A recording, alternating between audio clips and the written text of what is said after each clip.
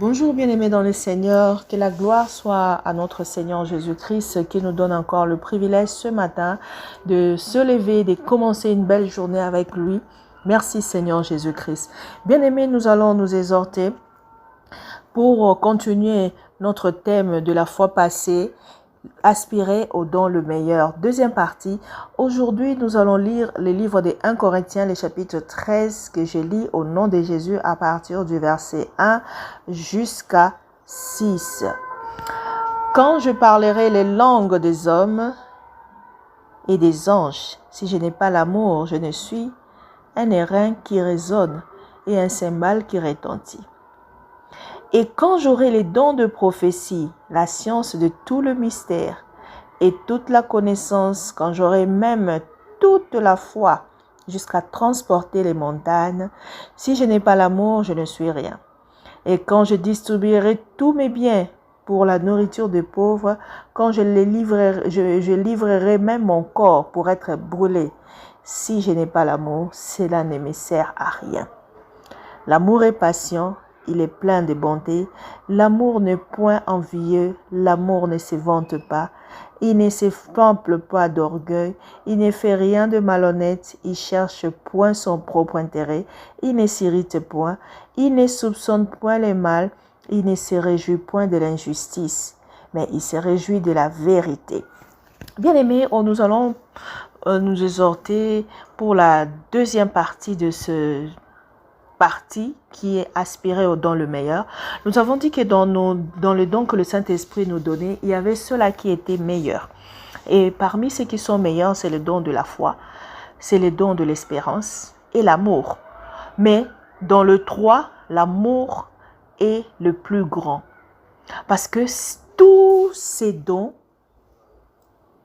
ne peuvent bien fonctionner que s'il y a l'amour. Sans l'amour, ces dons ne peuvent pas bien fonctionner.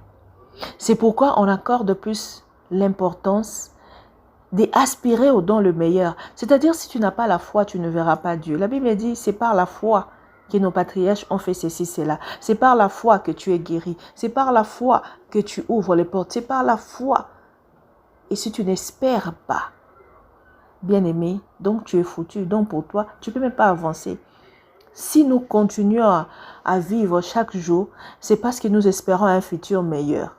Et l'espérance combinée à la foi et à l'amour, tu accompliras des grandes choses. Tu vivras longtemps sans avoir problème avec quelqu'un, mais tu manifesteras beaucoup de bonnes choses.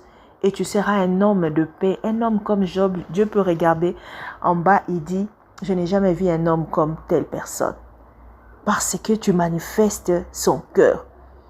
Bien-aimé, c'est pourquoi ici l'apôtre Paul mettait l'accent sur tout ce qu'on peut faire. Bien-aimé, tu peux même parler en langue. Je vois aujourd'hui les gens parler en langue et ils parlent tellement en langue qu'ils peuvent crier, faire mal même aux oreilles des gens.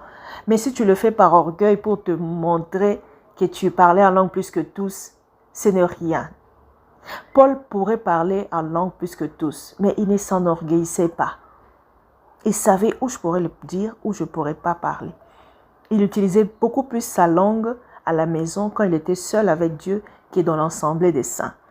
Alors si tu as même le don de prophétiser et toutes les sciences qui renferment les mystères des connaissances, tu es très intelligent. Je vois aujourd'hui les gens très intelligents, ils sont tout le temps là en train de s'enorgueillir. Moi, j'ai fait telle faculté, je suis intelligent. Moi, j'ai fait tel doctorat. Moi, je suis prophète. Moi, je suis docteur.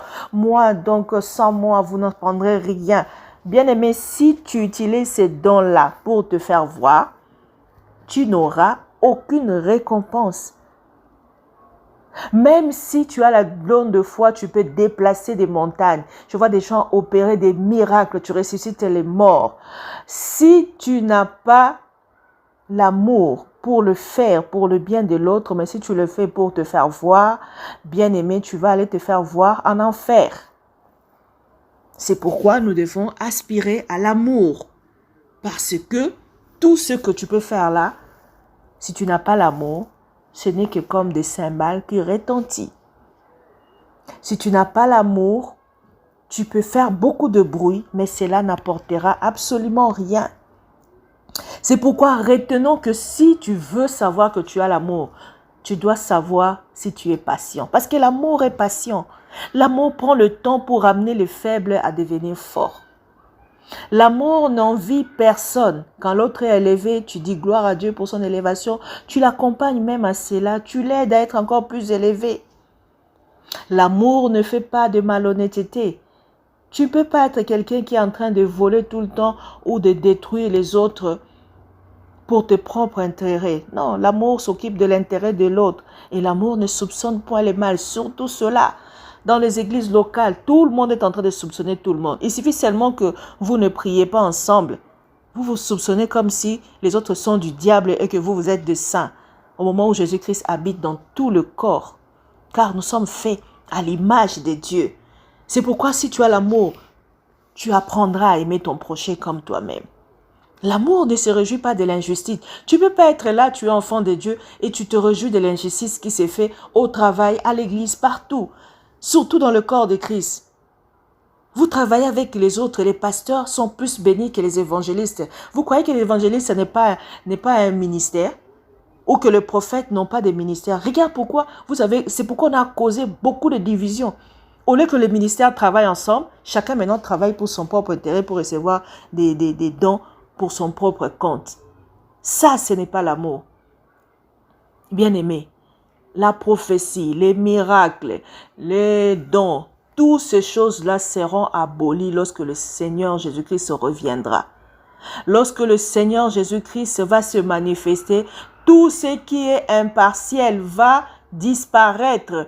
Sachez-le que nous devons manifester l'amour, nous devons demander l'amour, nous devons aimer les autres comme nous-mêmes, aimer Dieu de tout notre cœur, afin que nous puissions vivre en paix et marcher selon la volonté de Dieu.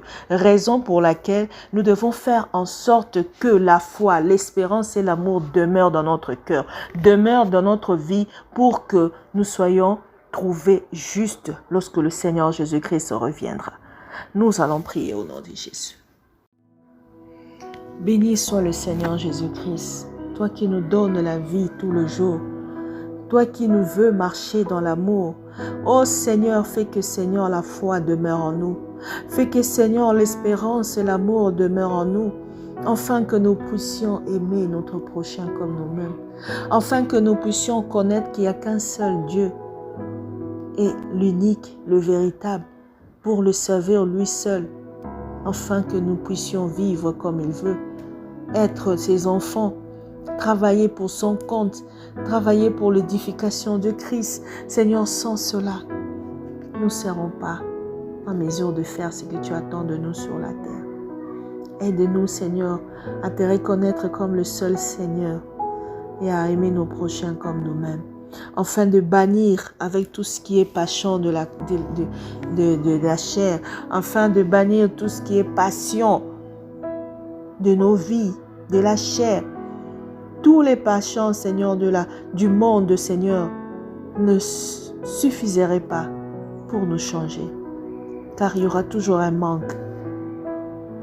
Salomon pouvait dire, je n'ai pas privé mon cœur à quelque chose. J'ai toujours donné à mon cœur tout ce qu'il a voulu. Je me suis livré à tout le plaisir de ce monde, mais je n'ai rien eu. De même que nous aussi. Regarde mon frère, regarde ma soeur, tout le temps que tu as passé à donner ta chair, à donner ton corps, tout ce qu'il désire. Qu'as-tu reçu de retour? Ce n'est que de tourments, de problèmes, de soucis. Et elle n'est jamais satisfaite. La chair ne te dit même pas merci. Mais la chair pourrait t'amener en enfer. C'est pourquoi aujourd'hui la Bible dit, si tu attends la voix de Dieu, n'endurcis pas ton cœur. Demande à Dieu, Seigneur, change-moi. Seigneur, donne-moi la force de marcher dans la crainte de ton nom. Donne-moi la force de vivre pour la gloire de ton nom. Donne-moi la force de aimer moi-même et d'aimer mon prochain. Car si tu ne t'aimes pas, tu vas détruire ton corps. À chaque fois que tu prends la cigarette, à chaque fois que tu prends la bière en excès, des alcools fortes, tu détruis ton corps. Et le Seigneur dit, celui qui détruit le corps, je le détruirai aussi.